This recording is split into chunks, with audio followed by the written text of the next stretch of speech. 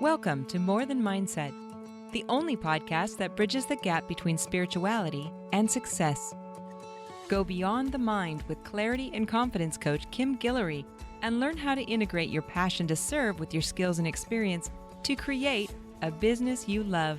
Let's get started.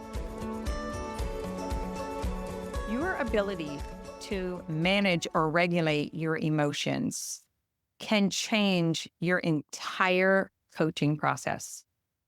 This week, I am hosting a coach week where I am showing different mind-body modalities, different approaches and techniques to help coaches master their practice, their skill set, to understand like the different layers of coaching from mindset to the subconscious and unconscious, releasing unresolved trauma, the mind-body healing technique, emotional processing, lots of fun stuff that I have been studying and practicing and teaching for the last few years. So I've been a coach since 2012.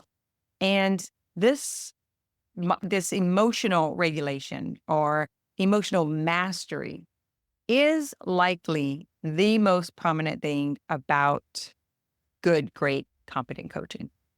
If you are regulated as the coach, if you have emotional mastery and you know how to handle yourself, then whatever the client says or does, you are not going to feel this trigger or this need to fix or have an agenda. When you have emotional mastery, meaning you have mastered, you have emotional intelligence, you understand how to regulate the drop of a dime because you have access to the nervous system. You understand somatics and the deeper layers of what's going on in the cells and tissues of your body, because that is where those triggers are. And so if your client says or does something that is unresolved in you, then it could trigger a response or a reaction. And very often, if the coach has not mastered this, they will try to control or change the circumstance for their client. This is not healthy. It is not healthy. It is your job, your duty as the coach to master this for yourself so that you can hold this space.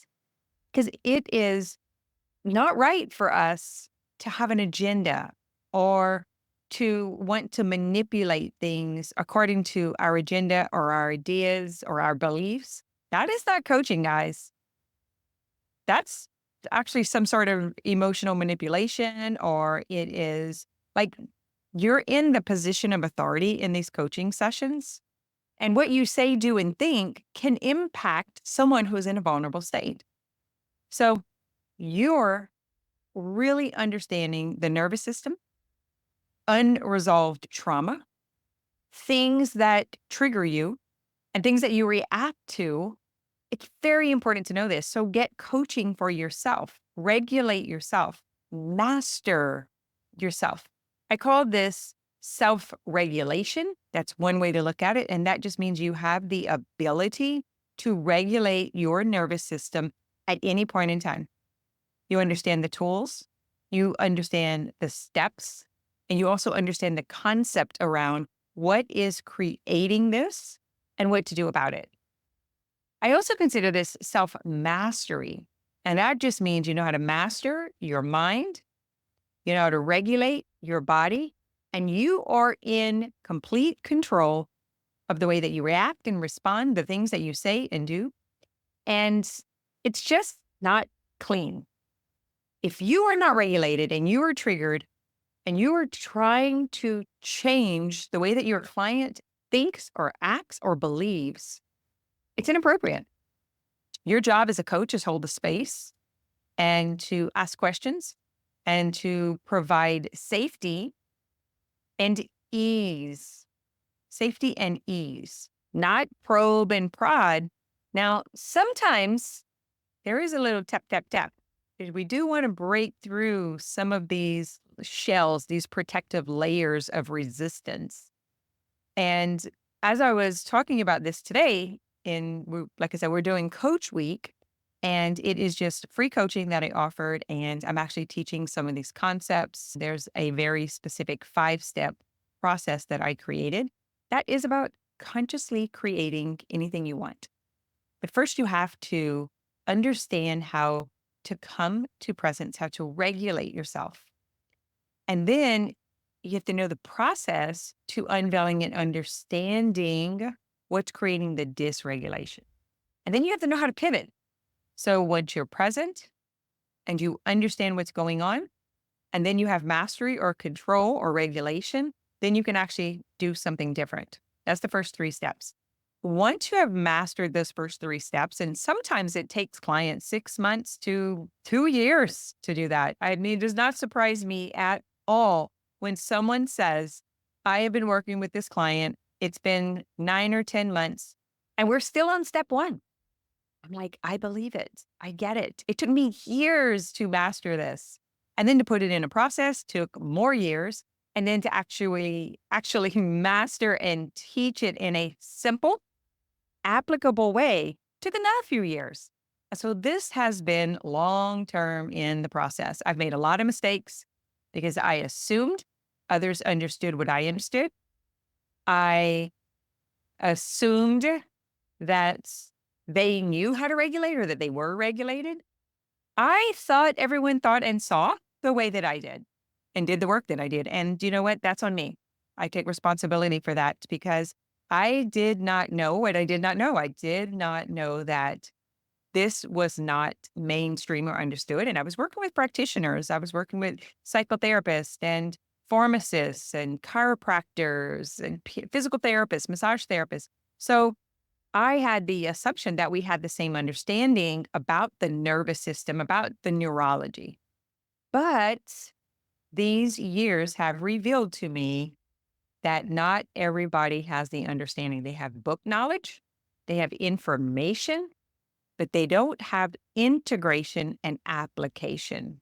Super important to understand.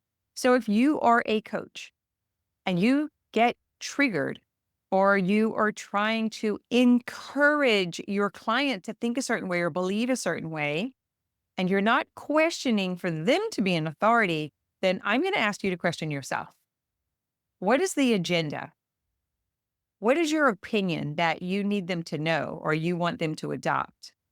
Is that yours or is that theirs? Are you willing to question them? And do you have the ability to self-regulate so that you can just hold the space for whatever it is that they believe and they think and they want without your opinion? You do not get to impose your opinion. That is not coaching.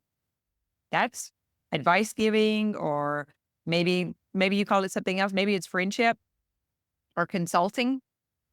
But coaching is bringing out the brilliance in your client. There are a list of very valuable questions that I teach my coaches in coach training, and that we're reviewing some of them in Coach Week. If you happen to be there, I would love to hear your feedback on what you're getting from that. We also do a 10-week intensive, and that has been very interesting for the coach to go through that process themselves. It is a personal journey. But once I take them to that personal journey, we also explain like exactly what to do to help someone else. So I love that. It's like an interim, but mostly the most valuable thing that I offer is personal responsibility, self-mastery, truly understand who you are as a person, not who you think you are, not who you were told to be, but who are you first and foremost before the coach, before the teacher, before the position that you are holding. Who are you, the person? And can you separate your you-ness from the client? Can you separate your beliefs, your agendas, your culture from theirs? That's something that you may want to work on to improve your skill set if you answered no. So let me just take you through one little simple process on how to self-regulate. If you find yourself triggered in a coaching call, squeeze your toes. Just squeeze your toes. You can do it right now. That's going to bring your focus and attention down into your body. Squeeze your toes as tight as you possibly can. And then if you want to add on to that, you can even squeeze your calves. You can pull your belly button in. You can move your shoulders and take a deep breath. You'll do this 2 or 3 times. When you forget to breathe, just squeeze your toes to remind yourself again. Just takes a few seconds. You're still holding space for the client, but you're not reacting. You're not trying to get rid of the discomfort that has come up in you. Instead, you want to just squeeze and hold and breathe. You might do a little bit of tapping. The quickest way is just to breathe and find a little movement in the body. You can just stay here. You can take your client through this process with you because it's going to help them regulate and know how to regulate themselves. Because the quicker your client understands what's going on in the neurology and their nervous system, the way that this chemical is flushing through their body, this chemical that is signaling unsafety, the sooner they understand that, the more you will be able to coach them on what they want, because they will have the ability to get present and to pause. Many, many people don't know how to pause. We've never been taught that. And a lot of people don't even know what it's like to be coaching and don't even understand. Matter of fact, I've talked to several people who think it is people giving them advice and telling them what to do, like counseling. Someone just listening and bringing up all their old stuff. That is not at all what I think coaching is. I do not want to waste my time or money on that. I've done years of that. It did not help. But what we do in integrative mind body coaching instead is go through this very specific 5 steps. I gave you the top 3 or the first 3 steps today. So if you just practice those, I'll keep adding on here. You can come into the community where we do some practice calls. You can chime in. You can come be a fly on the wall. You can kind of see what's going on in there. You can ask questions or just reply to one of my emails or comment on a social media post and say, I would like to get a feel or get a taste for what you do that is different. I am a coach, or I want to be a coach, and I am not regulated. I have a lot of anxiety. I have imposter syndrome, and I'm really worried or concerned that I won't be able to help someone get results. So if that is you, I invite you to email or comment or find me on social media. I'm all over everywhere. Wherever you're listening to this at, there will be some form of contact. And let's work on regulating you, because it is probably your most powerful skill set out of everything else. The ability to self-regulate and take personal responsibility and hold space for yourself first so that you can then hold space for someone else. And that's one of the things I love about coaching is if you are present and willing, you will get amazing transformations just from being the coach, because we're all mirrors for each other. Your clients are going to bring up the stuff that needs to be addressed in you to the degree that you agree, to the degree that you agree. That's where these triggers are coming from. This unresolved trauma that's like trapped in our body, these imprints, they get pinged.